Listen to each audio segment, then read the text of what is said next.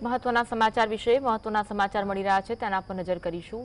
વડાપ્રધાન મોદી બીકાનેર પહોંચ્યા છે। ઓપરેશન સિંદૂર બાદ પહેલી વખત વડાપ્રધાન સરહદી વિસ્તારની મુલાકાતે છે અને તે અંતર્ગત તેઓ બીકાનેર પહોંચ્યા હોવાની માહિતી। રાજસ્થાનના બીકાનેર વડાપ્રધાન મોદી પહોંચ્યા છે। ઓપરેશન સિંદૂર બાદ પહેલી વખત સરહદી વિસ્તારોમાં વડાપ્રધાન મોદી પહોંચ્યા। કરની માતાના મંદિરે તેઓ પહોંચ્યા હતા અને દર્શન કરી તેમના આશીર્વાદ પણ મેળવવામાં આવ્યા હતા।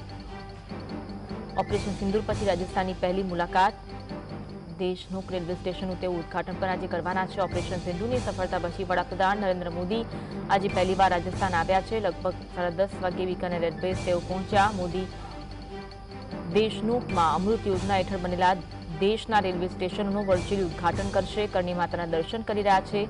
દેશનુકના પલાણા ગામમાં જાહેર સભાને તેઓ સંબોધિત પણ કરવાના છે। નલ એરપોર્ટ પર રાજ્યના રાજ્યપાલ હરિભાઈ બાગડે, મુખ્યમંત્રી ભજનલાલ શર્મા, રેલવે મંત્રી અશ્વિની વૈષ્ણવ અને કાયદા અને ન્યાય મંત્રી અર્જુન મેઘવાલે તેમનું સ્વાગત કર્યું હતું। પ્રધાનમંત્રી બીકાનેરમાં લગભગ 3 કલાક જેટલું રોકાશે। આ સાથે 29,000 કરોડ રૂપિયાથી વધુના પ્રોજેક્ટનો શિલાન્યાસ કરવાના છે। બીકાનેરથી પ્રધાનમંત્રી અમૃત ભારત સ્ટેશન યોજના હેઠળ પુનઃ વિકસિત દેશોને રેલવે સ્ટેશનનું ઉદઘાટન કરવાના છે।